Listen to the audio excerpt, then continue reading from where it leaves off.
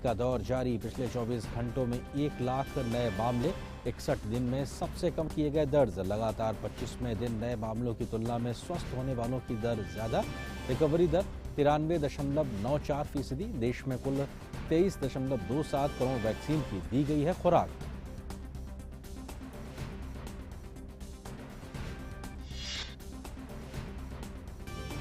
Covid पर 28वीं मंत्री समूह की बैठक। केंद्रीय स्वास्थ्य मंत्री डॉक्टर हर्षवर्धन ने कहा, आरएनए वायरस में म्यूटेशन का रहता है खतरा। 28 लैब में हुई 33,000 से ज्यादा जीनोम सीक्वेंसिंग। दिल्ली एम्स में आज से बच्चों पर भारत बायोटेक की कोविड-19 की वैक्सीन कोवैक्सीन का ट्रायल। इससे पहले पटना एम्स में शुरू हुआ था ट्रायल। मध्य यमन में एक विस्फोट में कम से कम 21 लोगों की मौत। यमन के प्रधानमंत्री ने विस्फोट के लिए हाउती विद्रोहियों को ठहराया जिम्मेदार। इससे पहले शनिवार को हाउती विद्रोहियों के हमले में 16 लोग मारे गए थे। फ्रेंच ओपन में बोपन्ना और फ्रैंको शिवनगर का पुरुष वर्ग युगल का क्वार्टर फाइनल मुकाबला आज। पुरुष एकल के प्री क्वार्टर में आज नोवाक जोकोविच का सामना मुसेती से, तो राफेल नडाल के सामने जैक सिनर की होगी चुनौती।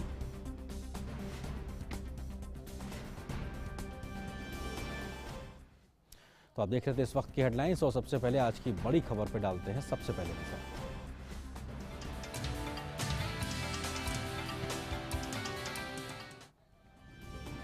देश में कम होते कोरोना के नए मामलों के बीच में कई राज्यों में चली आ रही पाबंदियों में ढील देने की शुरुआत भी होने लगी है, तो वहीं कुछ राज्यों में जारी पाबंदियां अभी भी लागू रहेंगी। राज्य सरकारों ने कुछ भी एक साथ खोलने की अनुमति नहीं दी है। पाबंदियों में एक एक कर छूट दी जा रही है। इस बीच कुछ राज्यों में आज से सख्त नियमों में थोड़ी और छूट मिलने जा रही है। दिल्ली में सभी बाजार और मॉल ऑड इवन के आधार पर सुबह 10 बजे से रात 8 बजे तक खुल सकेंगे। दिल्ली मेट्रो 50% सीट क्षमता के साथ चल रही है। दिल्ली मेट्रो में सोशल डिस्टेंसिंग का पालन कराने और भीड़ नियंत्रण के लिए कई स्टेशनों का प्रवेश द्वार छोटे समय के लिए आज बंद किया भी गया। मेट्रो प्रशासन ने लोगों से सहयोग करने की भी अपील की है। और दिल्ली में मेट्रो ट्रेन के परिचालन की शुरुआत पर हमारे संवाददाता गिरीश निशाना ने स्थिति का जायजा लिया।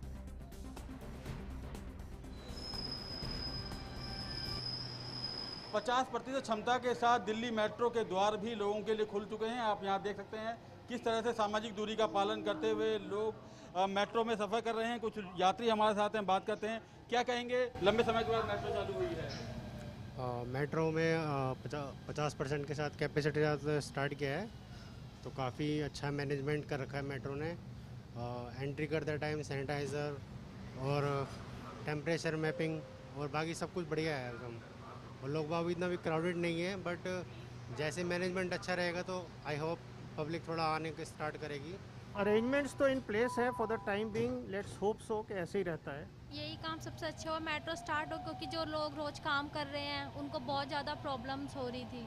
इसलिए मेट्रो सबसे अच्छा है, क्योंकि अब कोविड-19 भी बहुत ज़्यादा लिमिट में आ गया है। बहुत अच्छा ट्रैवल कर रहे हैं, सब रूल भी फॉलो कर रहे हैं, बाय मास्क एंड डिस्टेंस भी अवेलेबल है, सब कुछ अच्छे से हो रहा है। बहुत दिनों बाद राहत मिली है, अच्छा है। अब लोग अपना पालन करें सोशल डिस्टेंसिंग का, अच्छा है, बहुत अच्छा है। मेट्रो चालू होने से यात्री काफ़ी उत्साहित हैं। क्राउड मैनेजमेंट सिस्टम के तहत दिल्ली मेट्रो ने हर यात्री पर निगरानी रखी हुई है।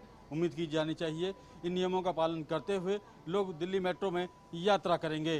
कैमरामैन अजय कुमार और सौरभ बख्शी के साथ गिरीश निशाना, डीडी न्यूज, दिल्ली।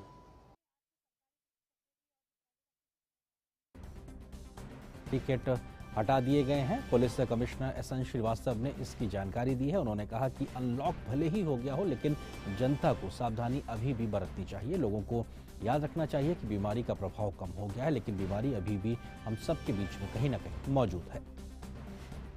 अनलॉक जरूर शुरू हो गया है, लेकिन हर एक को सावधानी रखने की जरूरत है, क्योंकि बीमारी कम हुई है, बीमारी ख़त्म नहीं हुई है।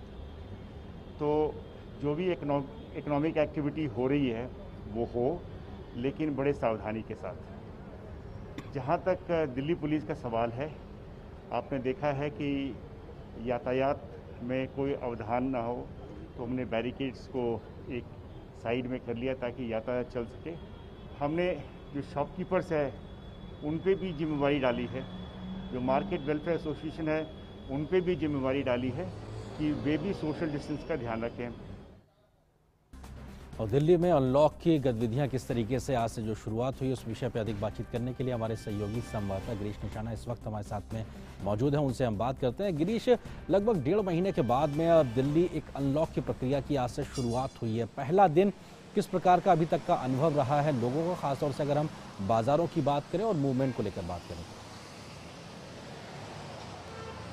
देखिए आरिंदर, करीब 1.5 से 2 महीने बाद दिल्ली के अंदर अनलॉक की प्रक्रिया आरंभ हुई है, क्योंकि शुरुआत के दौर में पहले वीकेंड कर्फ्यू लगाया गया, नाइट कर्फ्यू लगाया गया, फिर एक हफ्ते का लगातार कर्फ्यू बढ़ाते गए और लॉकडाउन रहा। करीब 1.5 से 2 महीने का ये पीरियड रहा, लेकिन आज से दिल्ली वालों को थोड़ी राहत मिली है।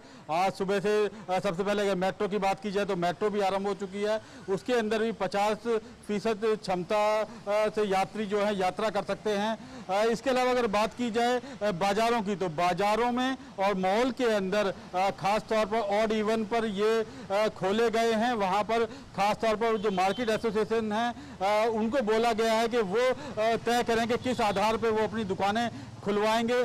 जैसे कि अगर ऑड इवन की बात की जाए तो 1, 3, 5, 7, 9 इस तरह की जो नंबर की जो दुकानें हैं वो एक दिन खोली जाएंगी, और जो 2, 4, 6, 8, 10 इस तरह की जो सम नंबर की दुकानें हैं वो एक दिन खोली जाएंगी। तो कहीं ना कहीं ये तमाम जो जिम्मेदारियां दी गई हैं ये मार्केट एसोसिएशन को दी गई हैं कि वो तय करेंगे कि सामाजिक दूरी का पूरी तरह से पालन किया जाए, लोग ज़्यादा भीड़ भाड़ ना करें। अगर सुबह की बात की जाए, क्योंकि दिल्ली के अंदर आज से सरकारी ऑफिस भी खुल गए हैं और जो प्राइवेट ऑफिस थे वो भी खुल गए हैं। प्राइवेट ऑफिस के अंदर 50% स्टाफ को बुलाया गया है। इसी तरह सरकारी ऑफिसों के अंदर जो ग्रुप ए अधिकारी हैं वो 100% मौजूद रहेंगे, जबकि 50% अन्य स्टाफ मौजूद रहेगा।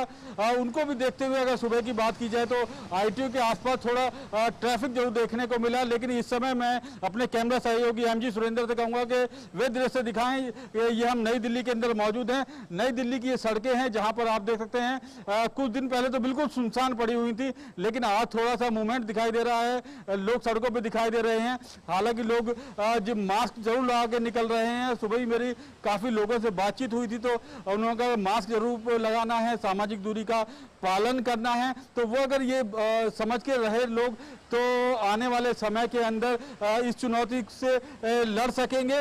हालांकि पिछली बार की अगर बात की जाए तो देश की राजधानी दिल्ली के अंदर एक दिन में करीब 28,000 कोरोना संक्रमण के मामले भी देखने को मिले थे। तो इस तरह की दोबारा चुनौती खड़ी ना हो, इसके लिए हम सबको प्रयास करना होगा कि कोरोना से बचना है तो मास्क लगा के रखना है, सामाजिक दूरी का पालन करना है, और ये केवल एक व्यक्ति की ड्यूटी नहीं है, हर व्यक्ति को अपने स्तर पर प्रयास करने होंगे। गिरीश, जो पाबंदियां अभी भी रहेंगी उसको सुनिश्चित कैसे किया जाएगा? जैसे वर्क प्लेस पे एक साथ भीड़ भाड़ इकट्ठी ना हो, लोग एक साथ एक समय पे एक जगह पे भीड़ ना लगाएं, बाजारों में दुकानों पे लेकर, इसकी जिम्मेदारी जिन लोगों को दी भी गई है कि संस्थान और दुकानदार ये खुद तय करें, लेकिन वो सुनिश्चित करने के लिए सरकारी एजेंसियां किस तरीके से काम करेंगी ताकि ये जो संक्रमण की चेन को काफ़ी हद तक कंट्रोल किया गया है ये आगे और ना बढ़ने पाए? गिरीश, देखिए, जिस तरह सरकारी ऑफिसों को खोला गया है, जिस तरह से प्राइवेट ऑफिसों को खोला गया है, उसमें साफ कहा गया है कि 50% स्टाफ को ही बुलाया जाए। इस तरह से जिन जगह पे लोग काम कर रहे हैं वहाँ पर खास तौर पर जो मालिक हैं, जो फैक्ट्री के मालिक हैं या प्राइवेट ऑफिस के मालिक हैं या फिर जो कॉन्ट्रैक्टर हैं जहाँ पर लेबर को काम करवा रहे हैं, उनकी ये जिम्मेदारी बनती है, वो सुनिश्चित करेंगे कि अपने स्टाफ को अलग अलग समय पर बुलाएं। कब एक साथ एक जगह पर ना बुलाकर अलग अलग समय पर बुलाया जाएगा। और हाँ, एक साथ बात की है कि जो भी जितने भी जिला कार्यालय हैं, DM ऑफिस हैं, वो इस पर निगरानी रखेंगे और जगह जगह पर बीच बीच में वो जाकर चेक भी करेंगे कि वाकई में क्या सामाजिक दूरी का पालन हो रहा है, भीड़ भाड़ तो नहीं हो रही, लोग मास्क लगा के वाकई में ड्यूटी कर रहे हैं, कहीं बाजार में कहीं एक साथ भीड़ तो इकट्ठा नहीं हो रही। इस तरह से जितने भी जिला कार्यालय हैं, DM ऑफिस हैं, उनको DDMA की गाइडलाइन के अंदर ये दिशा निर्देश जारी किए गए हैं। जी, शुक्रिया गिरीश, फिलहाल इस बातचीत और अपडेट्स के लिए हमारे साथ में बात करने के लिए कि दिल्ली में किस तरीके से अनलॉक की प्रक्रिया की आज से शुरुआत हुई है। बात गुजरात की करते हैं तो गुजरात सरकार ने आज से सभी प्राइवेट और सरकारी कार्यालयों को 100% क्षमता के साथ खोलने की अनुमति दे दी है। वहीं सरकार ने 36 शहरों में सभी दुकानों को सुबह 9 बजे से शाम 6 बजे तक खोलने की अनुमति दी है। वहीं राज्य में जारी रात्रि कर्फ्यू को 11 जून तक के लिए बढ़ा दिया गया है।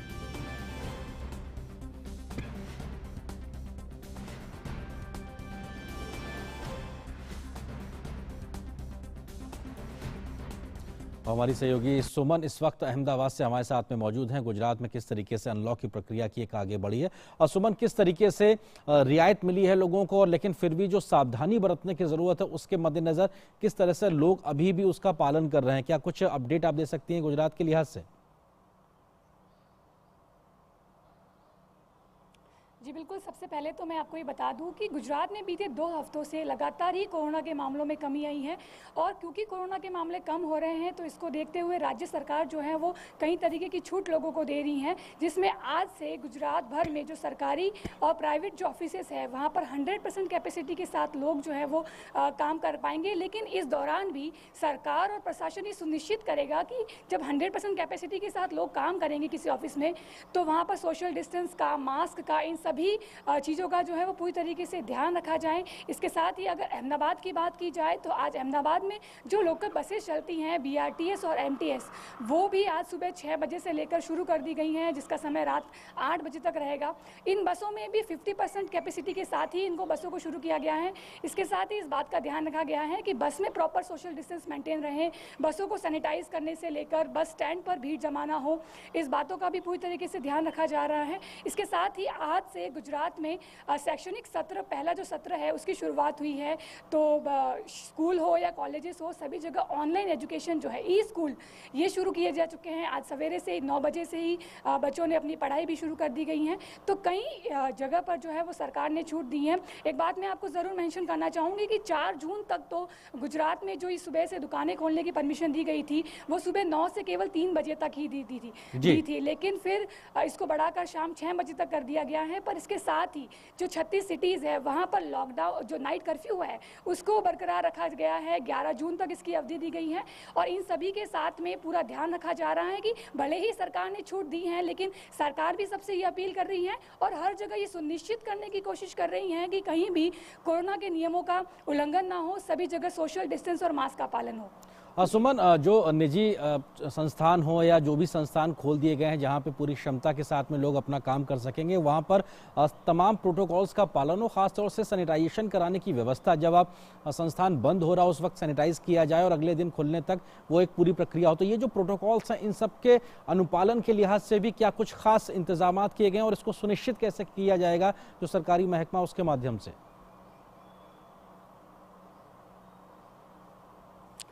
जी बिल्कुल, करीब 1.5 महीने से लगातार जो इन ऑफिस में 50% कैपेसिटी के साथ काम किया जा रहा था। तो ऐसे में जब इसको आज से 100% लोगों को अलाउड किया गया है तो इस बार भी निजी ऑफिस जो है, खुद ऑफिस भी इसका ध्यान रख रहे हैं। इसके साथ ही सरकार भी कई तरीके से सुनिश्चित कर रही है। जैसे अहमदाबाद की बात की जाए तो अहमदाबाद में अगर कोई ऑफिसेस हैं तो ऑफिस वाले तो इस बात का ध्यान रख ही रहे कि प्रॉपर सैनिटाइजेशन हो, वहाँ पर सैनिटाइज़र की व्यवस्था हो। जब ऑफिस क्लोज हो जाता है या ओपन होने से पहले भी उसको सैनिटाइज किया जाता है और सरकारी ऑफिसों में भी ठीक इसी तरीके की व्यवस्थाएं की गई हैं। खास ध्यान क्योंकि इस समय रखना है क्योंकि जैसा कहा जा रहा है कि 3rd वेव के बारे में आशंकाएं जताई जा रही है, तो अनलॉक तो कर दिया गया है पर उस दौरान भी पूरी तकेदारी रखी जाए, लोगों का भी ध्यान रखा जाए। और खास करके कई जगह पर, जैसे मैंने आपको BRTS और AMTS बसों की बात की, तो उन बसों में भी ये सुनिश्चित किया जा रहा है कि जो लोग मास्क नहीं पहनेंगे या सोशल डिस्टेंस का प्रॉपर पालन नहीं करेंगे उनसे दंड भी वसूला जाएगा। और सभी कचेरी जो है, सभी ऑफिसेस में है, वहाँ पर भी जिस तरीके से नियम है, सपोज ब्लॉक बनाकर है या फिर एक सीट छोड़कर एक सीट सभी को बिठाया जाएगा, इसका भी खास ख्याल रखा जा रहा है। और एक बात जरूर मैं आपको मेंशन कर दूं कि गुजरात में जो ग्राम्य विस्तार पर भी जो कोरोना को रोकने के लिए खास कई तरीके के काम किए जा रहे हैं। पुलिस ग्राम मित्र प्रोजेक्ट हो, जिसके तहत जो गाँवों में जो पुलिस है उनके साथ ही कई युवा वॉलंटियर्स मिलकर गाँवों के लोगों को कोरोना के नियमों के लिए जागरूक कर रहे हैं। वहाँ पर भी इसका ध्यान रखा जा रहा है। मेरा वार्ड कोरोना मुक्त वार्ड, मेरा गाँव कोरोना मुक्त, इस तरीके के कैंपेन जो है वो भी सरकार चला रही है और सुनिश्चित कर रही है कि कम से कम इस कोरोना का संक्रमण जो है वो फैले और सभी नियमों का पालन किया जाए। जी शुक्रिया सुमन, इस तमाम बातचीत के लिए। हमारे साथ में अहमदाबाद से आप जुड़ी हुई थी और आपने गुजरात में किस तरह से अनलॉक की प्रक्रिया हो रही उसके बारे में विस्तार से बताया। अब बात महाराष्ट्र की करते हैं तो महाराष्ट्र में आज से 5 स्तरीय अनलॉक योजना लागू हो गई है जो राज्य में कोविड पॉजिटिविटी दर और ऑक्सीजन बेड की उपलब्धता पर आधारित है। मुंबई में भी सार्वजनिक परिवहन आज से खोल दिए गए हैं। मुंबई के प्रतीक्षा नगर बस डिपो पर आज सुबह यात्रियों की कतार देखने को मिली। राज्य सरकार ने शुक्रवार को राज्य को फिर से खोलने के लिए 5 स्तरीय अनलॉक योजना जारी की थी।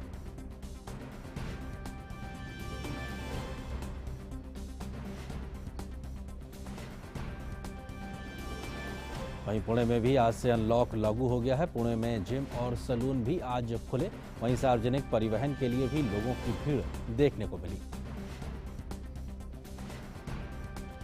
और महाराष्ट्र में किस तरीके की स्थिति है अनलॉक की इस व्यवस्था को लेकर हम अधिक बातचीत के लिए मुंबई से हमारी सहयोगी श्यामा इस वक्त हमारे साथ में जुड़ चुकी है। श्यामा, मुंबई में या मुंबई कहा जाए या महाराष्ट्र की बात की जाए तो ये 5 स्तरीय अलग अलग पैरामीटर्स के आधार पर ये अनलॉक की प्रक्रिया शुरू हुई है। अभी भी ऐसे कौन से इलाके हैं शहरी या ग्रामीण जहाँ पे ये दिक्कत ज़्यादा बनी हुई है अगर हम लॉकडाउन के लिहाज से बात करें या पाबंदियों के लिहाज से बात करें तो?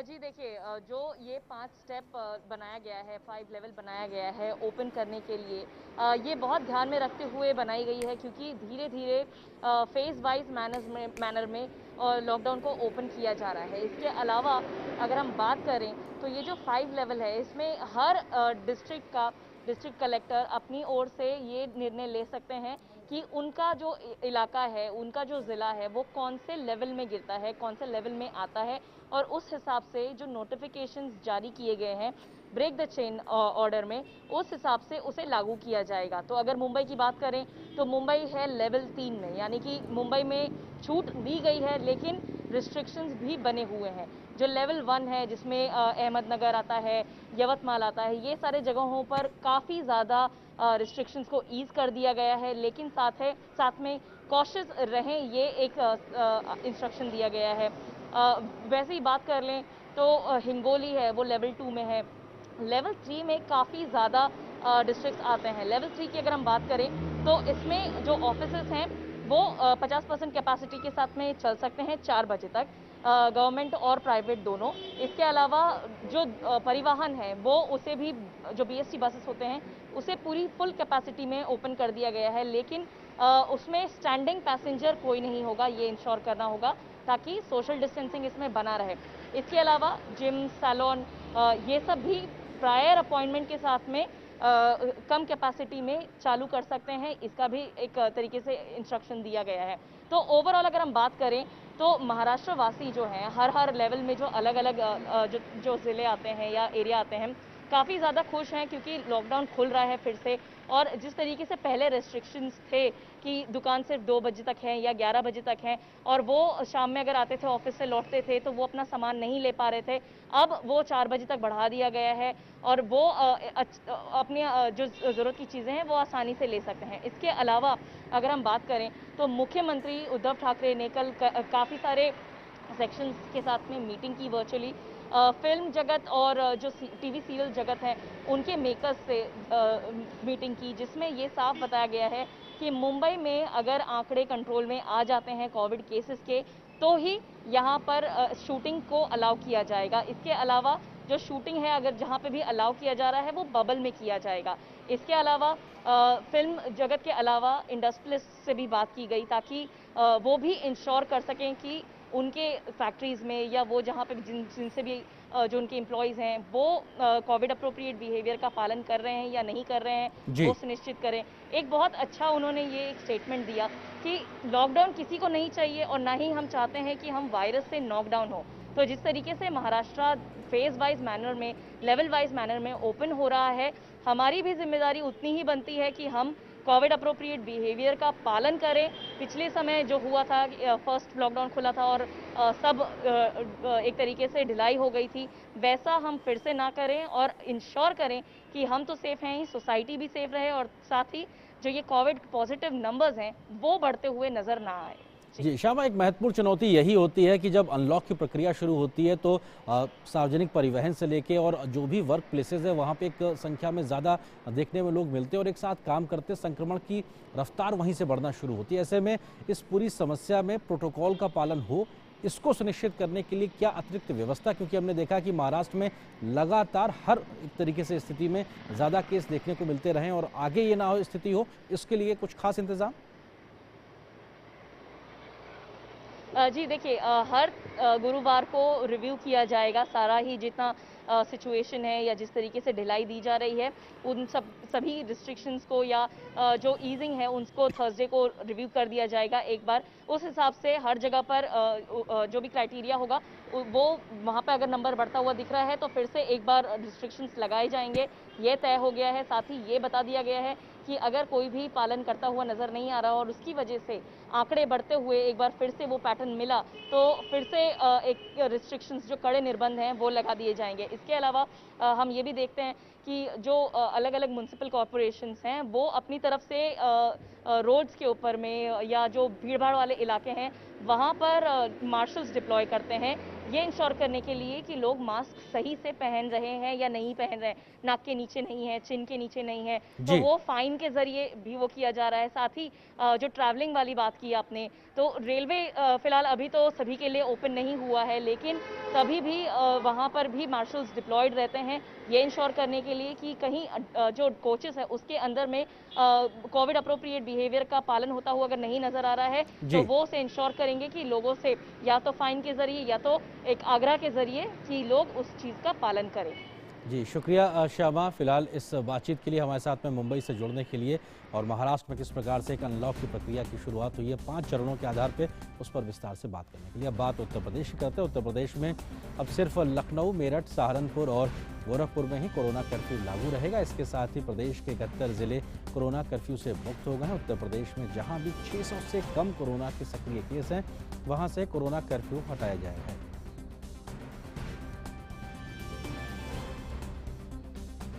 और इस वक्त एक महत्वपूर्ण जानकारी प्रधानमंत्री ने दी है कि प्राइम मिनिस्टर ने कहा है कि prime minister Shri Narendra Modi will address the nation eight 5 PM today 7 जून, यानी आज शाम 7 बजे प्रधानमंत्री 5 बजे शाम को आज राष्ट्र को संबोधित करेंगे। ये महत्वपूर्ण खबर इस वक्त आ रही है और प्रधानमंत्री आज शाम 5 बजे देश को संबोधित करेंगे। तो निश्चित तौर से प्रधानमंत्री लगातार जनता से संवाद स्थापित करने की प्रक्रिया में रहते हैं। तो आज 7 जून को शाम 5 बजे प्रधानमंत्री राष्ट्र के नाम अपनी संबोधन देंगे और ऐसे में उम्मीद की जा सकती है संभवतः कोरोना को लेकर जो जंग पूरा देश लड़ रहा है उसमें किस प्रकार से हम अपनी भागीदारी को आगे बढ़ाएं, संभवतः इस विषय पे अपनी बात को आगे रख सकते हैं।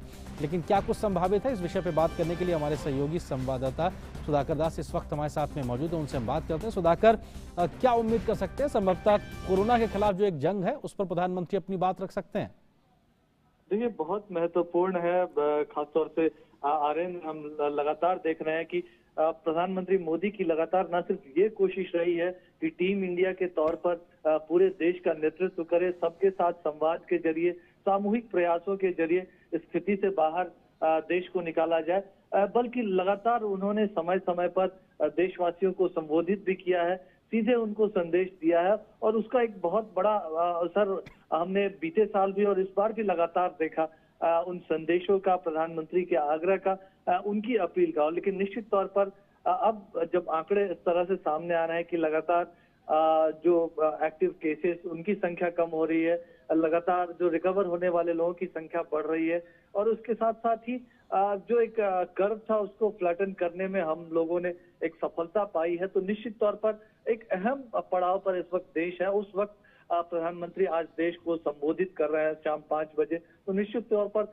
इस लिहाज से कह सकते हैं कि जरूर एक इस महामारी से, दूसरे वेव से देश ने सामूहिक प्रयासों के जरिए जो लड़ाई लड़ी और खासतौर से हमने देखा पीएम मोदी लगातार किस कदर हर दिन लगातार वो एक तरह से मॉनिटरिंग ना सिर्फ वो करते रहे और बल्कि उनकी कोशिश रही कि केंद्र और राज्य संयुक्त मिलकर प्रयास करें, जहां कोई गैप्स है उन गैप्स को फिल किया जाए और हर एक जिंदगी को बचाने की कोशिश की जाए। तो उन कोशिशों का भी एक बहुत बड़ा असर रहा और उसके बाद अब जिस मुकाम पर देश है आगे किस तरह से और आगे बढ़ने की जरूरत है, तो उस लिहाज से कह सकते हैं कि आज का संबोधन बहुत महत्वपूर्ण रह सकता है। बिल्कुल सुधाकर, निश्चित तौर से प्रधानमंत्री नरेंद्र मोदी को हमने देखा है लगातार बीते लगभग 1-1.5 साल से कोरोना की इस चुनौती में लीडिंग फ्रॉम द फ्रंट, जिसको कह सकते हैं कि वो उसकी अगवाकारी कर रहे हैं। कैसे देश एक टीम के तरीके से इस कोरोना जैसी महामारी से लड़ सके, निश्चित तौर से वो प्रयास भी कर रहे हैं। राज्यों के मुख्यमंत्रियों से बैठक का मामला हो, चाहे जो तमाम स्टेक होल्डर्स हैं जिसमें वैज्ञानिक हैं, तमाम इंस्टीट्यूशंस जो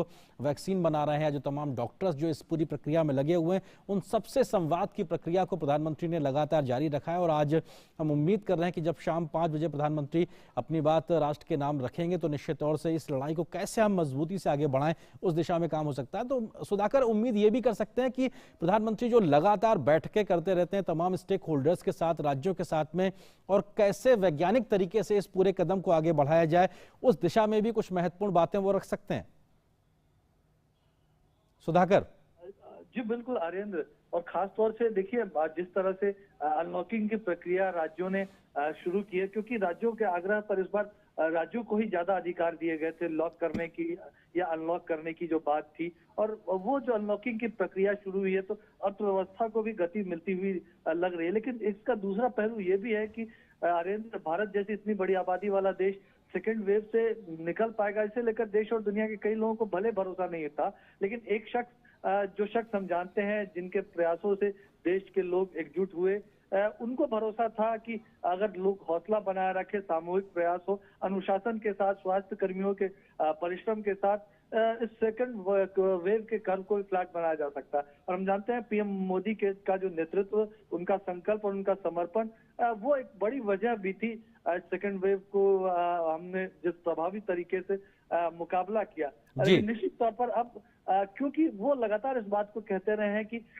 दवाई के साथ कड़ाई की बात उन्होंने की, कड़ाई और ढिलाई, किसी भी तरह की ढिलाई नहीं आनी चाहिए, वो बात लगातार कहते रहे। तो वो लगातार इस बात का उनका जोर रहा है कि वैक्सीनेशन के जो अभियान को उसको और तेज बनाया जाए, जो वैक्सीनेशन के वेस्टेज है उसको कम किया जाए। तो उसके साथ साथ ही अब आने वाली जो परिस्थितियां हैं, स्वास्थ्य के ढांचे को और मजबूत बनाने के लिए, आने वाली चुनौतियों से निपटने के लिए क्या कुछ किया जा सकता है, उसके लिए निश्चित तौर पर उन तमाम चीजों पर अगर वो आज के संदेश में रोशनी डालते हैं तो वो काफी महत्वपूर्ण रहेगा। लेकिन निश्चित तौर पर ये उनका संदेश जरूर रहता है कि मिलकर इन तमाम स्थितियों से चुनौतियों का सामना करने की हमेशा जरूरत रहती है। सामूहिक प्रयासों को कभी कम नहीं करना और न ही किसी तरह की असावधानी अभी भी बरतने का समय आया है। सुधाकर, आप बने रहिए हमारे साथ में। इस बीच में हमारे सहयोगी अरुण शर्मा भी हमारे साथ में जुड़ गए हैं, उनसे हम बात करते हैं। अरुण, अगर संभावित तौर पे बात की जाए तो हम कह सकते हैं कि आज से जो एक अनलॉक की प्रक्रिया की शुरुआत देश के कई राज्यों में होने जा रही है, ऐसे में देश की जनता का अनुशासित बने रहना बहुत जरूरी है। ऐसे में प्रधानमंत्री की अपील का एक असर हमने कई बीते समय में देखा है, तो क्या हम उम्मीद कर सकते हैं लोग अनुशासित रहें? इस बात की अपील भी प्रधानमंत्री संभावित तौर पे अपनी बात में रख सकते हैं आज शाम 5 बजे। बहुत इंपॉर्टेंट सबसेट रहेगा जहां तक इस इंपॉर्टेंट बात की जाए कि आप अनुशासन में रहिए, कोविड अप्रोप्रिएट बिहेवियर को अपनाइए, क्योंकि 2021 का जो साल है वो 2020 से भी ज्यादा चैलेंजिंग रहा था भारत के लिए। हालांकि 2020 के अंदर भारत के पास उतने तमाम इंफ्रास्ट्रक्चर नहीं थे, हेल्थ केयर इक्विपमेंट्स नहीं थे, कोविड से जूझने के लिए एक्सपीरियंस नहीं था। 2021 में हमारे पास एक्सपीरियंस आया, हमने अपना हेल्थ केयर इंफ्रास्ट्रक्चर किया, लेकिन जिस तरह से केसेस रैपिडली बढ़े तो जाहिर सी बात है 2021 बहुत चैलेंजिंग रहा था। और लॉकडाउन आप कह सकते हैं कि एकमात्र वो टूल था जिसकी वजह से कोविड के जो केसेस थे वो काफी हद तक कम होते हुए दिखाई दिए। अब हम देख रहे हैं कि तमाम स्टेट से जैसे जैसे लॉकडाउन अनाउंस किया उसके हमें केसेस काफी रैपिडली कम हुए हैं। आज का दिन आप कह सकते हैं कि 1 लाख केसेस आए हैं, नए केसेस इसको आप कह सकते हैं। जो फेटेलिटी वो भी ग्रेजुअली अब कम हो रही है। जिस तरह हमने देखा कि अप्रैल और मई के महीने में जिस तरह के पीक आउट होते हमने देखा और कैसे रैपिडली 4-4 लाख के आसपास केसेस आ रहे थे, वहां से रैपिडली डिक्लाइन हुआ है, बहुत ही शार्प डिक्लाइन हुआ है और अब 1 लाख केसेस आ रहे हैं। और जितना तेजी से वायरस ये ऊपर गया था इस समय पर, उतना ही तेजी से नीचे आ रहा है। और लॉकडाउन ने बहुत इंपॉर्टेंट भूमिका निभाई थी एक तरह से वायरस केसेस को कम करने की दिशा के अंदर। तो अब जो आगे का रोड मैप क्या रहता है, प्राइम मिनिस्टर नरेंद्र मोदी पर सबकी निगाहें रहेंगी, क्योंकि दुनिया में सबसे बड़ी आप देखिए लोकतंत्र है, जो देश है 130 करोड़ की आबादी वाला देश है, तो दुनिया भर की निगाहें भी इस बात पर होगी कि आखिरकार प्रधानमंत्री नरेंद्र मोदी जो ये पीक आया था इस समय पर, इसके बाद पे उनका आगे का रोड मैप क्या रहता है। कोविड अप्रोप्रिएट एक बहुत इंपॉर्टेंट सबसेट रहेगा, क्योंकि अब 1 लाख के आसपास केसेस आ रहे हैं और ग्रेजुअली उम्मीद लगाई जा रही है कि केसेस कम होते जाएंगे। लेकिन और भी कई सारे सबसेट्स रह सकते हैं उनके, अगर हम लोग संबोधन की बात करें, इस पे वैक्सीनेशन एक बहुत प्रोमिनेंट फीचर रहेगा, क्योंकि वैक्सीनेशन अभी भी देख रहे हैं आरिंद्र कि जो छोटे शहर है वहां पे वैक्सीन हेजिटेंसी है। ग्लोबली पाया गया है कि लोग इनिशियली हेजिटेंट होते हैं। आप देखिए कि 2020 में जो बड़े शहर हैं वहां पे लोग वैक्सीन के लिए हेजिटेंट हो रहे थे, नहीं लगवा रहे थे, उनको डर था। लेकिन अब बड़े शहरों में लोग वैक्सीन लगवा रहे हैं, छोटे शहरों में डर है। तो हो सकता है वैक्सीन हेजिटेंसी को लेकर के उनका कुछ बयान हो, संबोधन हो कि आप जल्द से जल्द आगे आइए, वैक्सीन को लगवाइए। क्योंकि आप देखिए पिछले 2-3 महीने के अंदर प्रधानमंत्री नरेंद्र मोदी ने कई सारे वैक्सीन मैन्युफैक्चरर्स के साथ में बातचीत की है और एक तरह से प्रोडक्शन को बढ़ाने पर फोकस रहा है। सरकार का टारगेट है कि हम लोग 1 करोड़ लोगों को वैक्सीनेट कर सके डेली बेसिस पे, और दिसंबर यानी कि इस साल को खत्म करते करते हम पूरे देश को वैक्सीनेट कर सके। तो वैक्सीनेशन, कोविड अप्रोप्रिएट बिहेवियर और आगे का रोड मैप अब क्या रहेगा, ताकि कोविड की जो महामारी है ये वापस ना पनप पाए, वापस उभर ना पाए, इसको लेकर के प्रधानमंत्री का एक बहुत ही विजन, जिस पर हम सबकी निगाहें रहेंगी। दुनिया भर के कई लोग होंगे जो कि इस प्रधानमंत्री के संबोधन पर उनकी नजर रहेगी कि आखिर अब उनका रोड मैप क्या रहता है जब केसेस ग्रेजुअली काफी हद तक डिक्लाइन हो रहे हैं। बिल्कुल अरुण, आप बने रहिए हमारे साथ में। तो निश्चित तौर से इस वक्त की बड़ी खबर यही है कि आज शाम 5 बजे प्रधानमंत्री नरेंद्र मोदी जो है वो देश को संबोधित करेंगे, अपने आप में बेहद महत्वपूर्ण बात है। और हमारे सहयोगी सुधाकर दास हमारे साथ लगातार बने हुए। सुधाकर, जो बात अरुण कह रहे हैं बेहद महत्वपूर्ण है कि अगर हम वैक्सीनेशन ड्राइव को लेकर बात करें तो कुछ इलाकों में, खासतौर से ग्रामीण इलाकों में, एक हिचक सी देखने को मिल रही है लोगों के अंदर वैक्सीन लगवाने को लेकर। आपको लगता है कि प्रधानमंत्री की जो एक अपील है उसने कई मौकों पे बहुत बड़ा एक काम किया है, लोगों को भरोसा और विश्वास दिया है और लोगों ने एक टीम के तरीके से काम करने की शुरुआत की और लोगों ने इस बात को दिखाया भी है कि हाँ, अगर प्रधानमंत्री इस बात को कह रहे हैं तो निश्चित तौर पर यह सही होगा, इस दिशा में हम आगे बढ़ सकते हैं। क्या हम अपेक्षा और उम्मीद ये भी कर सकते हैं कि प्रधानमंत्री आज शाम को इस बात को भी देश के सामने रख सकते हैं कि आप वैक्सीनेशन के लिए और तेज गति से आगे आइए और जिस किसी का भी नंबर है वो वैक्सीन के लिए जरूर आगे आए? जी बिल्कुल, देखिए, और आर्येंद्र, खास तौर से इस बात को भी देश को समझना चाहिए। हम इतनी बड़ी आबादी वाले देश हैं, लेकिन अगर आंकड़ों की अगर सीधे तौर पर बात करें तो अमेरिका जैसे देश जिसकी चर्चा हो रही है, अगर फर्स्ट डोज वैक्सीनेशन की बात करें तो भारत में फर्स्ट डोज वैक्सीनेशन अमेरिका से कहीं ज्यादा हुआ है। 23-24 करोड़ की संख्या पहुंच गई। अमेरिका में वो 17-18 करोड़ के पास ही है। तो किस तेजी से वैक्सीनेशन का दुनिया का सबसे तेज अभियान भारत में चल रहा है। निश्चित तौर पर भारत की कई तरह की अलग अलग तरह की चुनौतियां हैं, अलग अलग तरह की भौगोलिक परिस्थितियां हो। हमने देखा जम्मू कश्मीर की, आपने तस्वीरें भी देखी होंगी कि किस तरह खेतों में जाकर अलग अलग जगहों पर वॉकिंग 5-6 घंटे तक वॉक करके वैक्सीनेशन करने के लिए गांव तक लोग पहुंच रहे हैं। तो इस तरह की भी तस्वीरें सामने आ रही है। लेकिन निश्चित तौर पर एक फोकस तरीके से राज्य इस वैक्सीनेशन अभियान को आगे बढ़े, वैक्सीनेशन वेस्टेज को कम किया जा सके, वैक्सीनेशन को लेकर अगर कहीं हेसिटेंसी है वो कम हो सके। और निश्चित तौर पर अतीत में हमने देखा कि कई पॉलिटिशियंस, जो राजनीतिक दल, इसको लेकर राजनीतिक तौर पर एक तरह से आरोप प्रत्यारोप या उन्होंने भी एक वैक्सीनेशन हेसिटेंसी को बढ़ावा दिया। तो वो उन चीजों को रोके और एक सकारात्मक तरीके से वैक्सीन लेने के लिए लोगों को प्रेरित करे, वो तमाम चीजें आ सकी। तो एक हो सकता है कि पीएम मोदी के मन में ये लक्ष्य रहेगा। निश्चित तौर पर वैक्सीनेशन को लेकर लोगों को तैयार करने के साथ साथ जरूरी ये भी था कि वैक्सीन का उत्पादन बढ़े। और हमने देखा कि किस तरह से प्रयास किए गए, ना सिर्फ जो विदेशी वैक्सीन वो भारत आ सके, स्पुतनिक का लगातार खेप हमारे देश में पहुंच रहा है, उसके जरिए भी वैक्सीनेशन शुरू हो चुका है। हम जानते हैं कोवैक्सीन हो या कोविशील्ड हो, उसका उत्पादन कई गुना बढ़ाने के लिए प्रयास किए गए हैं। कई जो दूसरी जो कंपनी है, जिसमें सरकारी क्षेत्र की भी कई कंपनियां, उनको वैक्सीन उत्पादन के लिए अनुमति दी गई है। तो बहुत बड़े प्रयास अगर कहें वैक्सीनेशन को लेकर किए गए हैं, लेकिन इसको और भी अभियान को प्रधानमंत्री लगातार हर बार इस बात का जिक्र करते रहे। बीते मन की बात में भी उन्होंने इस बात को दोहराया था कि इसको और भी ज्यादा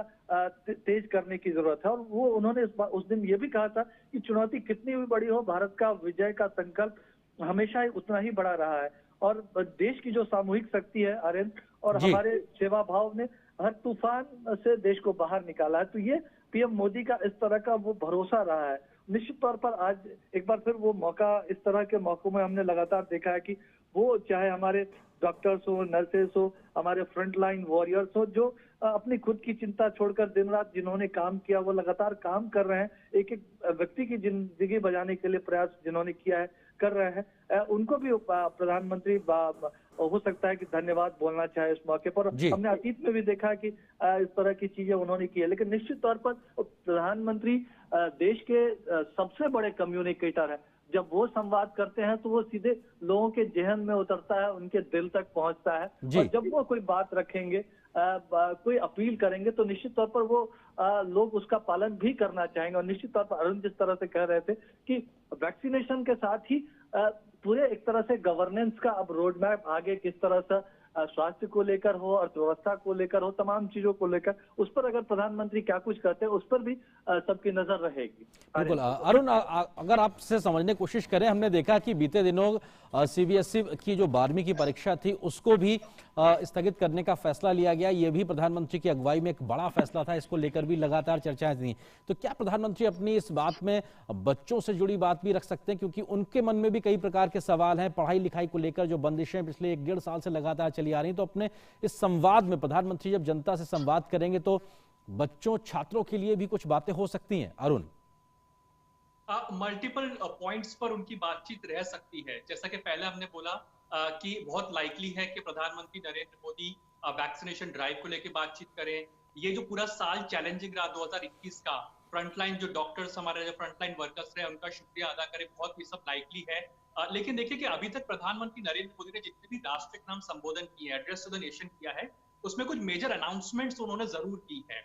आप अगर 2020 का साल अगर आपको याद हो, तो जब अगर आप बस खाली अगर डॉट्स को जोड़ने की कोशिश करें आगे तक, तो 2020 में हमने देखा जब एक तरह से पीक आउट होता हुआ दिखाई दे रहा था जब 2020 के अंदर, तो उसके बाद एक इकोनॉमिक पैकेज का भी अनाउंसमेंट किया था, जिसको आत्मनिर्भर भारत का नाम दिया गया था, आत्मनिर्भर भारत पैकेज दिया गया था। अब हम इस बात को जानते हैं कि दो चीजें हैं। इस 2021 में जो इतना बड़ा पीक हमने देखा, आप देखिए केसेस 1 लाख के आसपास आ गए, ग्रेजुअली लग रहा है कि केसेस अब और भी डिक्लाइन होंगे, बिकॉज एक तरफ टेस्ट आपके बढ़ते चले जा रहे हैं और टेस्ट बढ़ने के बाद भी आपके जो नंबर ऑफ केसेस है वो कम आ रहे हैं, यानी कि दिखा रहा है कि वायरस जो है उसका लोड कम हो रहा है कहीं ना कहीं। तो ऐसे में हमें इकोनॉमी को भी सहारा देना है। तो अगर आर्थिक कई सारे क्षेत्र हैं जो क्या मांग कर रहे हैं, चाहे एमएसएमई सेक्टर हो या अन्य जो क्षेत्र हो, वो भी अब टेक्टर से मांग कर रहे हैं। तो हो सकता है कोई आर्थिक, क्योंकि जब भी प्रधानमंत्री का कोई राष्ट्र के नाम संबोधन रहा है तो एक बड़े मेजर अनाउंसमेंट्स उन्होंने जरूर किए हैं और कुछ ना कुछ राष्ट्र के लिए जरूर रहा है, तभी राष्ट्र के नाम संबोधन हुआ है। तो अब प्रधानमंत्री नरेंद्र मोदी जब इतनी बड़ी पीक के बाद में जब प्रधानमंत्री आ रहे हैं, तो उम्मीद करते हैं कि कुछ ना कुछ बड़ा अनाउंसमेंट होगा, नंबर 1। दूसरी बात, हो सकता है इकोनॉमिकल एस्पेक्ट को लेकर के वो बात करें।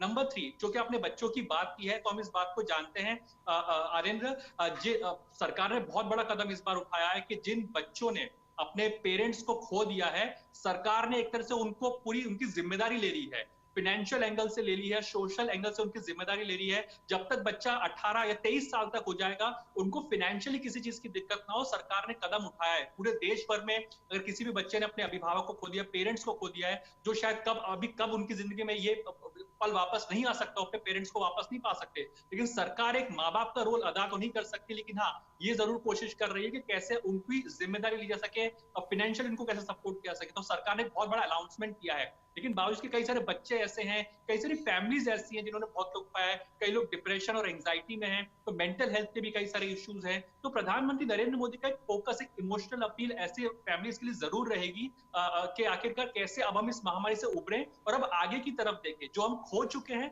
वो हम खो चुके हैं। लेकिन आगे हम कैसे आगे बढ़े, इकोनॉमिक एंगल से, इमोशनल एंगल से प्राइमरीली, और हाँ, जो प्रैक्टिकल अप्रोच ये रहती है कि वायरस को अगर हराना है तो हमें वैक्सीनेशन ड्राइव को बहुत मजबूत करना होगा। जब तक हम लोग 1 करोड़ डेली के वैक्सीनेशन ड्राइव के लक्ष्य को हासिल नहीं कर पाएंगे, जो सरकार का लक्ष्य है, जब तक शायद हम वायरस को नहीं हरा पाएंगे, वायरस को नहीं खत्म कर पाएंगे।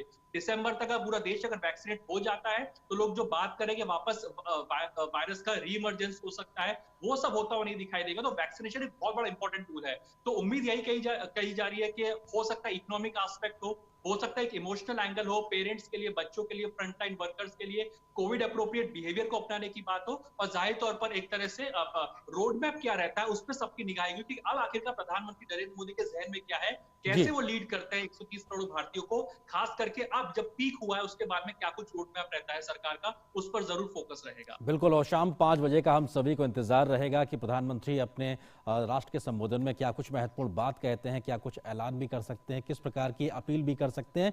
हमारे सहयोगी सुधाकर भी हमारे साथ लगातार जुड़े हुए हैं। सुधाकर, जो बात अरुण ने कही बेहद महत्वपूर्ण है कि कई प्रकार के एस्पेक्ट्स हो सकते हैं, संवेदनशीलता भी सरकार की है, मनोवैज्ञानिक आधार पर भी बात अपनी रख सकते हैं प्रधानमंत्री, क्योंकि ये बहुत महत्वपूर्ण होता है कि जब देश का मुखिया प्रधानमंत्री आके जनता से सीधा संवाद करता है तो देश को एक विश्वास पैदा होता है, एक भरोसा पैदा होता है, और उसमें भी एक ऐसा लीडर जिसकी अपनी एक्सेप्टेंस देश में अक्रॉस द पार्टी के लिहाज से अगर बात की जाए या आम जनता में बात की जाए तो वो अपने आप में बेहद महत्वपूर्ण। तो ऐसे में प्रधानमंत्री के द्वारा कही गई एक एक बात, एक एक शब्द का मायने, भरोसा, विश्वास भी अपने आप में एक लहर पैदा करता है लोगों में एक साथ आकर आगे बढ़ने के लिए, इस लड़ाई से लड़ने के लिए।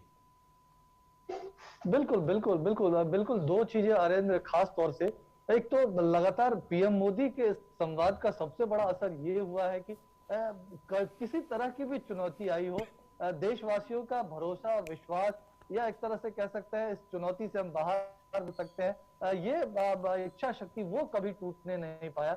दूसरी ये असर ये रहा कि लगातार जो खास तौर से ऐसे लोग जो इन चुनौतियों का सामना करने में सबसे आगे हैं, डॉक्टर्स हो, हेल्थ केयर वर्कर्स हो, स्वास्थ्य कर्मी, सफाई कर्मी हो, फ्रंटलाइन वर्कर्स हो, उन्होंने आगे बढ़कर जिस तरह से देश को इस स्थिति से बाहर निकालने में अपनी भूमिका निभाई। और तीसरा, जो एकजुटता, जो सामूहिक प्रयास समाज के तौर पर देश के भीतर हुआ, तमाम राज्यों के भीतर हुआ, तमाम जगहों पर हुआ, वो एक तरह से अतुलनीय उदाहरण उसने पेश किया है। लेकिन उसके अलावा जरूरी ये भी है कि जो क्रिटिकल गैप्स लगातार उनकी तरफ ध्यान दिया जाए, राज्यों को सशक्त किया जाए, राज्यों से आग्रह किया जाए कि उन पर लगातार वो ध्यान दे। तो उन तमाम चीजों की भी लगातार मॉनिटरिंग, निगरानी की गई। और हम देख रहे हैं कि आने वाली चुनौतियों को देश से तैयार रहने के लिए, उनका मुकाबला करने के लिए भी किस तरह से लगातार प्रयास किए जा रहे हैं।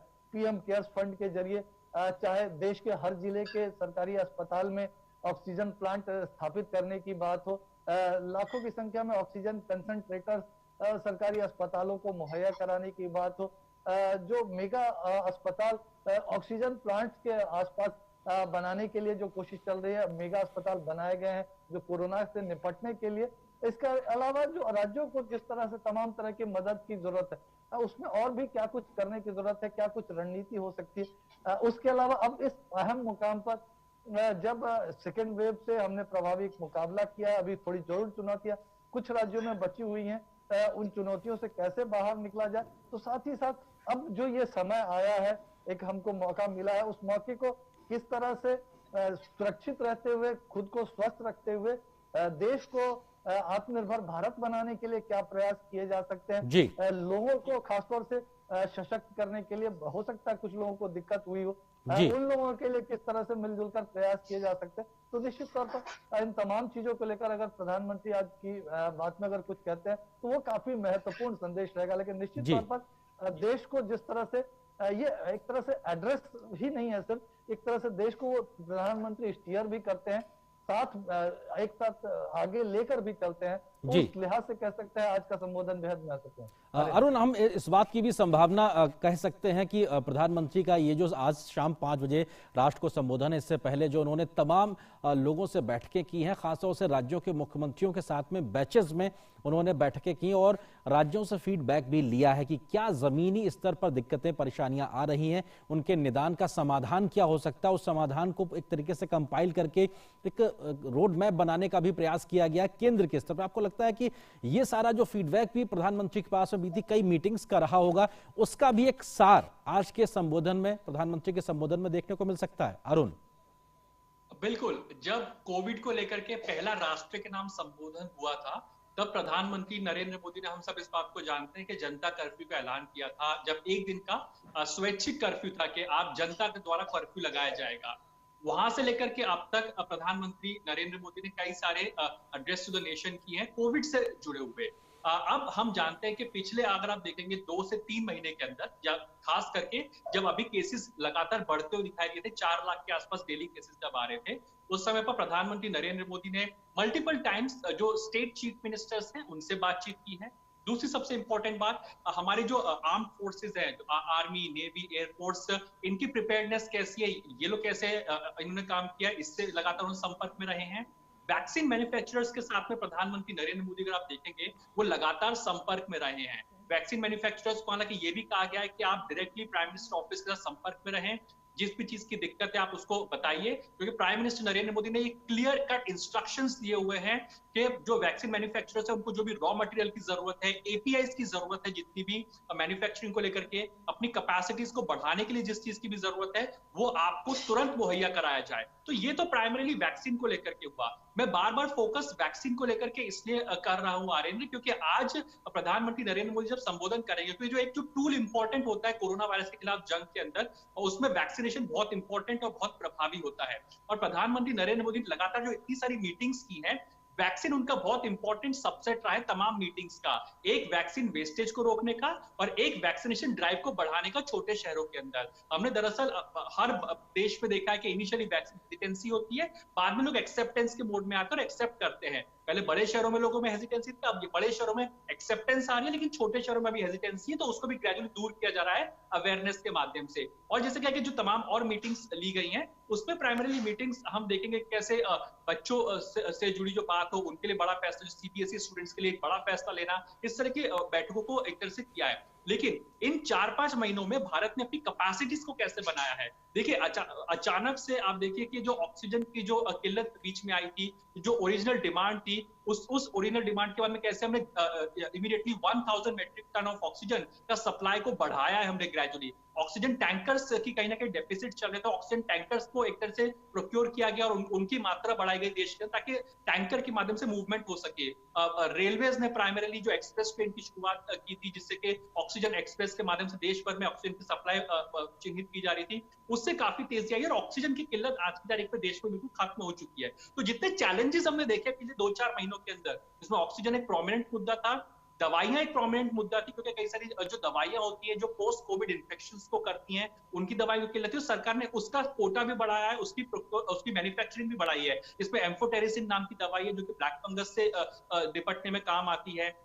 रेमडेसिविर जैसे जो इलाज है, जो प्राइमरीली कोविड के जो क्रिटिकल पेशेंट्स हैं उनके लिए काम आती है। तो इनकी जो प्राइमरी मैन्युफैक्चरिंग इनको बढ़ाया है और इनकी एक तरह से सप्लाई को काफी बढ़ाया है। तो 2020 में अब देखिए कि हमारे पास N95 मास्क की कमी थी, टेस्टिंग किट्स की कमी थी, तो हमने 2020 में उसकी जो रैंप अप किया कैपेसिटीज को, 2021 के अंदर में से अपनी दवाई और हेल्थ केयर इक्विपमेंट्स की कैपेसिटी को रैंप अप किया है। अब जो पूरा फोकस है वो कहीं ना कहीं वैक्सीनेशन को लेकर के, और मैं उम्मीद करता हूं आर्यन कि अगर ये संबोधन होता है तो मेरी निगाहें तो इस चीज को लेकर रहेंगी कि वैक्सीनेशन को लेकर प्रधानमंत्री क्या बोलते हैं। क्योंकि अगर भारत, क्योंकि 130 करोड़ की आबादी है, 1 करोड़ का वैक्सीनेशन हम डेली नहीं कर पाते हैं और हम लोग दिसंबर तक वैक्सीनेशन को नहीं कर पाते, तो बहुत चैलेंजिंग टाइम होगा। प्रधानमंत्री नरेंद्र मोदी अगर फ्रंट से लीड करते हुए इस बात को कहते हैं कि हम लोग डेली 1 करोड़ वैक्सीनेशन कर पाए और उसका कोई रोड मैप देते हैं, तो आई थिंक वो बहुत ही पॉजिटिव सेंटीमेंट देगा देश भर के अंदर, और वो एक तरह से read of the year. I think मैं उम्मीद करूंगा और मेरी निगाहें उस पर रहेंगी कि प्रधानमंत्री नरेंद्र मोदी आखिरकार वैक्सीनेशन को लेकर के बहुत ही स्ट्रॉन्ग चीज को लेकर के और लीड करे इस चीज को लेकर के। शायद पूरे देश भर की उम्मीदें भी उसी बात पर हों। जी सुधाकर, जो बात अरुण कह रहे हैं बेहद महत्वपूर्ण कि वैक्सीनेशन इस वक्त सबसे बड़ा एक हथियार के तौर पे, और निश्चित तौर पे उस हथियार से कैसे बेहतरी से लड़ाई लड़ सके, मुकाबला कर सके, उसके लिए पूरे देश को एकजुट होने की जरूरत है। संभवतः प्रधानमंत्री का फोकस भी एक उस पर हो सकता है। लेकिन एक और चीज आपसे समझने की हम कोशिश करेंगे कि बीते दिनों की तमाम तैयारियों को लेकर भी देश के सामने अपनी जो हमने पूरी एक तैयारी की है उसकी जानकारी भी प्रधानमंत्री रख सकते हैं। दूसरी महत्वपूर्ण चीज ये कि इस बड़ी लड़ाई में बहुत छोटे छोटे प्रयास भी एक बड़ी महत्वपूर्ण भूमिका निभाते हैं। हमने देखा प्रधानमंत्री के तमाम बीते संबोधनों में ऐसे छोटे छोटे प्रयास करने वाले लोगों का भी जिक्र प्रधानमंत्री करना नहीं भूलते हैं। निश्चित रूप से न सिर्फ उन इंडिविजुअल्स या उस जैसे लोगों को हौसला बढ़ता है, बल्कि देश में अन्य लोगों को भी प्रेरणा मिलती है कि इस महामारी में एकजुटता के साथ में आगे बढ़ा जाए। आपको लगता है कि ये भी एक महत्वपूर्ण कारण हो सकता है या एक तरीके से प्रक्रिया हो सकती है प्रधानमंत्री के संबोधन में? जी बिल्कुल आर्यन, बिल्कुल सही कहा आपने कि प्रधानमंत्री जितने एक तरह से उनको हार्ड टास्क मास्टर कहा जाता है, कड़ी मॉनिटरिंग जितनी करते हैं और जिस तरह से काम के स्केल और स्पीड में वो विश्वास करते हैं, उतनी ही उनकी सोच भी संवेदनशील। आपको याद भी होगा कि बीते दिनों एक कार्यक्रम में जब वो कोविड से अपनी जान गंवाने वाले लोगों को श्रद्धांजलि दे रहे थे तो किस कदर वो भावुक हो गए थे, उनका गला रूंध गया था। तो आपको वो चीज याद होगी। निश्चित तौर पर वो संवेदनशीलता लगातार उस बात की वो लगातार चर्चा करते रहे। अभी मन की बात कार्यक्रम में भी ऐसे जो ऑक्सीजन की सप्लाई करने वाले टैंकर के ड्राइवर और इस तरह के तमाम लोगों से उन्होंने बात की थी कि किस तरह से उन्होंने इस बड़ी चुनौती के समय किस तरह से अपनी सारी चीजें भूलकर मानवता की सेवा के लिए, देशवासियों की जान की रक्षा के लिए प्रयास किया। उन तमाम लोगों से पीएम मोदी ने बात की और लगातार वो बातचीत करते रहते हैं, उन तमाम चीजों को समझने की, उनका हौसला बढ़ाने की कोशिश करते रहते हैं। लेकिन इसका दूसरा पहलू ये भी है आर्यन कि अब उनकी जरूर कोशिश रहेगी कि ये जो संवेदनशीलता है, ये जो संवेदनशील सोच लगातार सरकार की नीतियों में भी रही है, वो लगातार आगे बढ़ती रहे।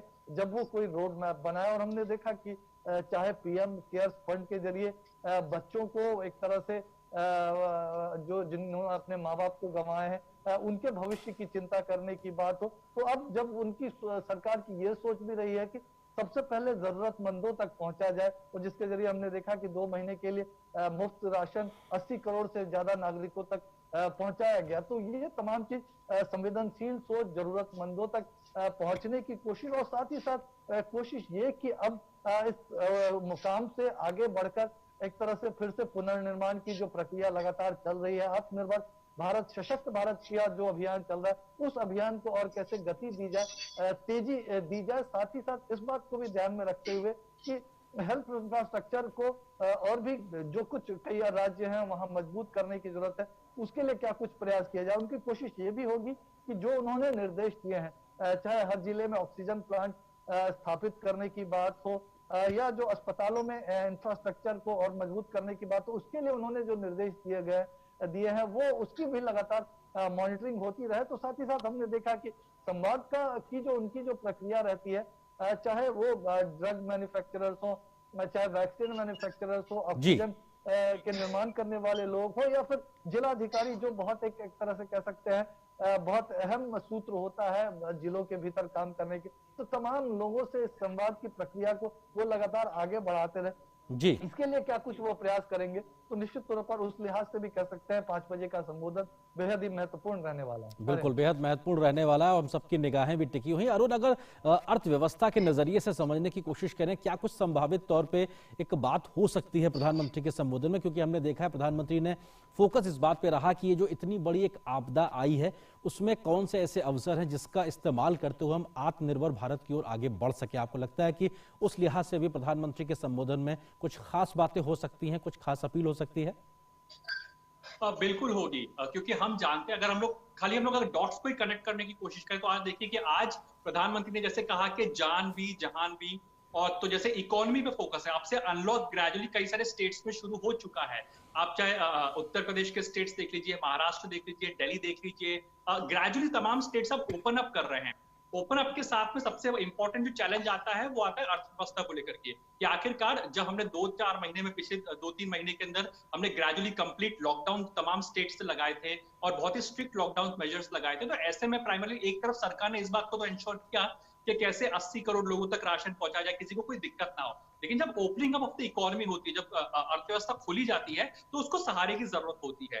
कई सारे क्षेत्र ऐसे, जैसे कि आप देख लीजिए aviation for that matter, hospitality for that matter, या इनके से रिलेटेड कई सारे सेक्टर्स हैं। एमएसएमई सबसे बैकबोन कही जाती है, एमएसएमई लगातार बंद रही है। ग्रेजुअली अब देखिए इंडस्ट्रीज ओपन अप हो रही है। तो इनको कुछ इंसेंटिव्स की जरूरत, जाहिर सी बात है, लोग डिमांड भी कर रहे हैं कि हमें कुछ इंसेंटिव्स की जरूरत होगी, कुछ रियायतें दी जाए। इंटरेस्ट रेट आप देखिए हमारे ऑल टाइम आप कह सकते हैं कि काफी लो चल रहे हैं। आप आज की तारीख में देखिए 6.5-7% के आसपास भी आपको लोन मिल रहा है। अगर आप कॉर्पोरेट लोन लेने जाते हैं, एमएसएमई का लोन लेने जाते हैं, तो भी आपको सिंगल डिजिट के आसपास मिल जाएगा अगर आपकी प्रोफाइल बहुत अच्छी है।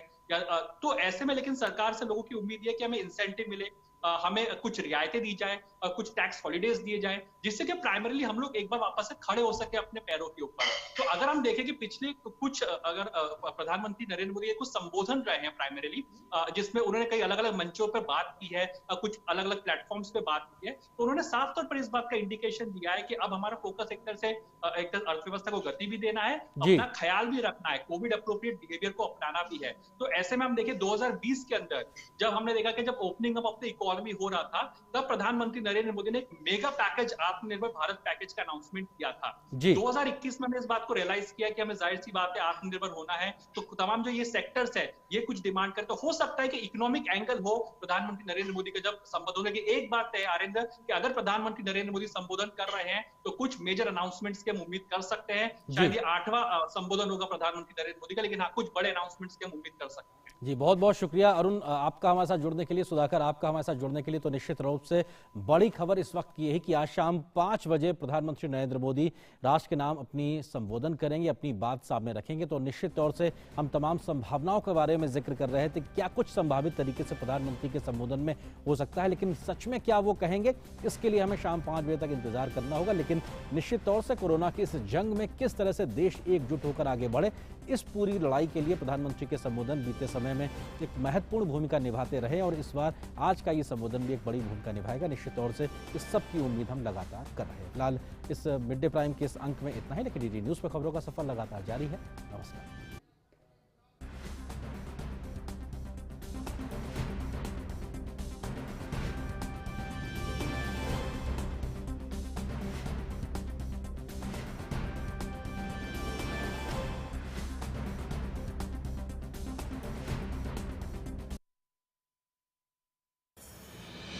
दवाई भी कड़ाई भी का मंत्र लिए वैक्सीनेशन की चल रही है लहर, गांव-गांव शहर शहर। लेकिन जब इतना किया है सब्र, तो थोड़े और समय रखें कोरोना पर कड़ी नजर। ना छोड़ें 2 गज दूरी, सैनिटाइजेशन और मास्क की सावधान डगर। रहें इस खतरे से सचेत हर प्रहर। कोरोना को हराना है तो मास्क जरूर लगाना है। Mask up India. दवाई भी कड़ाई भी, और इसीलिए जब घर से बाहर निकले अपने मुंह और नाक को ढक के रखें। Mask up India.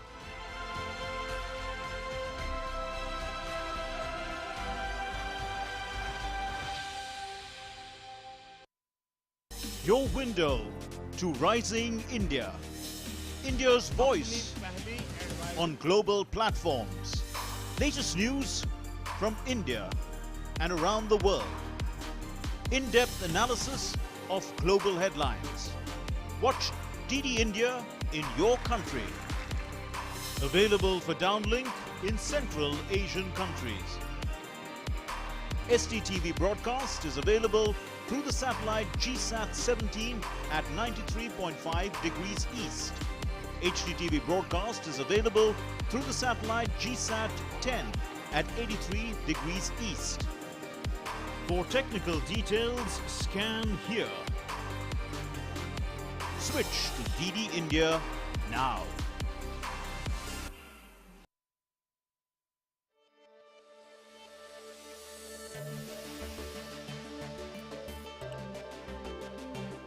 Well over a year since the COVID-19 outbreak,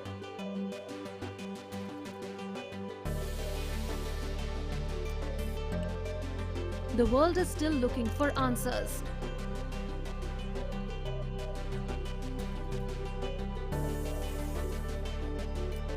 How did the COVID-19 virus originate?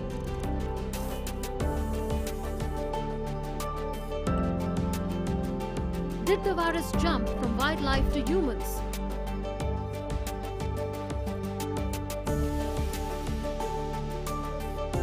Did it leak from a biolab accidentally?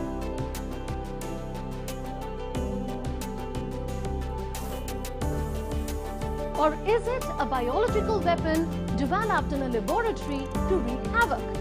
BioQuest is back to trace the origins of COVID-19, only on DD India.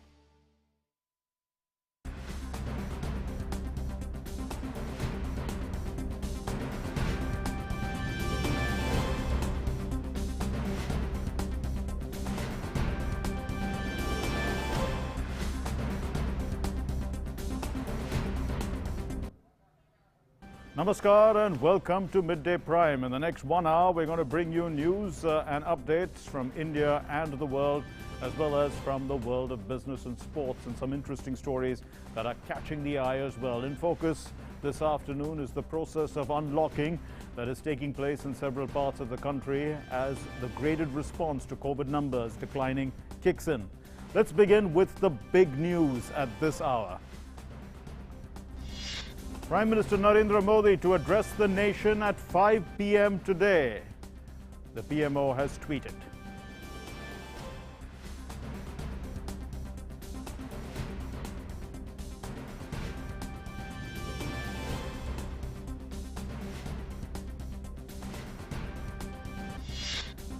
As COVID cases decline, states begin to ease restrictions from today. Delhi allows opening of markets and malls on odd-even basis, with metro running at 50% of occupancy. Uttar Pradesh lifts curfew from all districts except 4. In Maharashtra and Haryana, restrictions to be eased. Both private and public offices to function with 100% staff in Gujarat. COVID-19 cases continue to decline. India reports 1 lakh daily new cases in the last 24 hours, the lowest in 61 days. Daily recoveries continue to outnumber daily new cases for the 25th consecutive day. The recovery rate increases to 93.94%, 23 crore, 27 lakh vaccine doses administered so far cumulatively.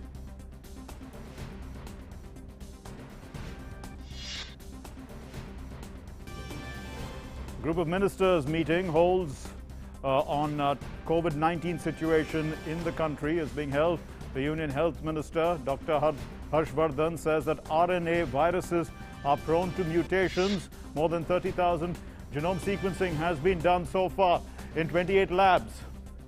Covaxin trials on children developed by Bharat Biotech and ICMR begin at AIIMS in New Delhi. The vaccine trials on children underway at AIIMS in Patna. At least 21 people killed in massive explosion in Yemen. Yemen's Prime Minister Main Abdul Malik Saeed blames Houthi rebels for this explosion. A total of 16 people killed in this attack by Houthi rebels on Saturday. Israeli Prime Minister Benjamin Netanyahu makes the going tough for the opposition coalition that bids to oust him from office, claiming that their alliance is the greatest election fraud in the history of democracy. The PM-designate Naftali Bennett asks him not to leave a scorched earth behind and to accept the people's will.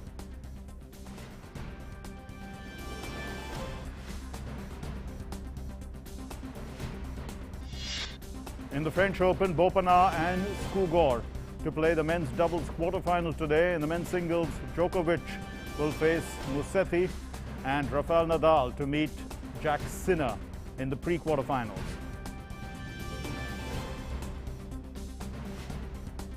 First up, the big story among the big news.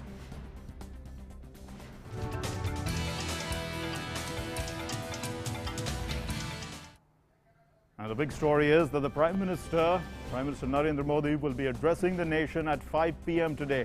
The Prime Minister's office had tweeted this message earlier this afternoon. Arun Sharma now joins us with more on this story.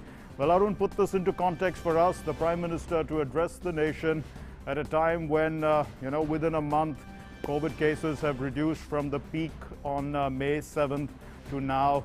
Also, there's a lot of unlocking that's taking place. Exams have been cancelled for 12th standard students. And there is, still uncertainty about college students. It's a time when the Prime Minister, whatever the Prime Minister says, will be eagerly awaited. Absolutely. All eyes will be on Prime Minister Narendra Modi's address as to what is his roadmap as far as COVID virus is concerned. But yes, one thing is for sure that 2021 was indeed a challenging year till now. And as far as COVID-19 is concerned, And even during this COVID pandemic time, we have seen that more than 4 lakh cases coming in the peak in the month of April and May. And now primarily we are witnessing that number of cases the number of new cases have primarily declined to 1 lakh now, and the trend is continuing on the declining trend. But yes, he is very much likely to speak on many aspects which we are speculating as of now. But what he says, it really needs to be seen. Number one, it can of course be on the COVID appropriate behavior, because on one side we are seeing that most of the states are now opening up as the number of cases are declining. Most of the states are opening up, so there has to be COVID appropriate behavior. Number two, it can be about the vaccination drive, because the government as of now is targeting that there has to be a target of 1 crore vaccination on a daily basis, and by the end of this year, that means by the end of 2021, entire nation needs to be vaccinated. That's what the government is targeting. So on one side, government is focusing upon increasing the capacities, increasing the manufacturing capacities of the vaccination companies. So on the other side, how can vaccine hesitancy can be removed so that number of people can be vaccinated? So number two aspect can be the vaccination part. Third can be of economic aspect, because unlock is directly proportional to economic activity. So as we are unlocking as of now, most of the states are unlocking. What is the roadmap for the economy? Can he announce some package or incentive for the economy? This really needs to be seen, because in 2020, when we were opening up, in year 2020, Prime Minister Narendra Modi did announce a mega Atmanirbhar Bharat package, that really boosted, that gave a boost to the MSME sector of our country, or to the various sectors of our country. This time around, we are again opening up with a challenging 2 to 3 months that we have witnessed in past. So how does the economy perform? What is the roadmap for the economy? Economy can also be an important aspect in that. So yes, Prime Minister Narendra Modi's address is going to be very much significant. And whenever he has addressed the nation, there are some of the big announcements we have seen in past as well. So this time around, when he addresses to the nation, we can expect some big announcement and a roadmap as to in 2021 as far as COVID-19 and of course the vaccination drive is concerned. There can be clear roadmap on that part as well. Indeed, Arun, so the Prime Minister, has a great motivational skill in his speech. And apart from that, he also targets occasions, he sets important targets for people, as has been seen in the past. This comes, as I said, 1 month after the peak. The peak was on the 7th of May, where we saw 4,14,000 cases. You did mention the economic aspects. This is extremely important, because as we see the decline, we already see in Gujarat today, in fact, that unlock has taken place. Almost 100% capacity is allowed in offices as well. So we have to move in that direction. What do you see, from the Prime Minister in terms of the economic aspects? Because crucially, at the end of the day, everything is related to the economy. So when we talk in terms of COVID, we know this fact that, as I mentioned earlier, that unlock is directly proportional to the opening unlock is directly proportional to the economic aspect as well. So yes, one thing is for sure that in last 4 to 5 months, we have seen a lot of stress in the financials. We have seen a lot of stress in the MSME sector and various other sectors like hotel, hospitality, aviation sector, tourism industry. We have seen that these industries and sectors have taken a huge hit because of the COVID crisis, and as the number of cases have peaked out. Now the main focus is that how government plans to incentivize these sectors. So can Prime Minister Narendra Modi announce some incentives, some tax holidays? Because this similar pattern was done in 2020 when the economy was opening up in 2020. Prime Minister Narendra Modi did announce a mega Atmanirbhar Bharat package for various sectors, including MSMEs, individuals, and of course, various other sectors. So it is very much likely, because most of the sectors are not demanding incentives, tax holidays, financial packages as of now. So it is very much likely, and Finance Ministry, if in case there are some draft being prepared, so can Prime Minister Narendra Modi on that lines can announce something on economic aspect? That is very much likely. But as as the situation as of now is that vaccination is the priority mark, and the focus of Prime Minister Narendra Modi is very much likely that he is very much likely to speak on the aspect of vaccination drive. We have seen that in last 2 to 3 months, Prime Minister Narendra Modi held marathon meetings with the vaccine manufacturers. He has also said this point that whatever requirement the vaccine manufacturers have as of now, that be it the raw material, be it the APIs, be it increasing of capacities of the current manufacturers, the permission should be given, and there has to be free hand given to these vaccine manufacturers so that they can increase their capacities. We have seen that how Serum Institute has applied to DCGI, to the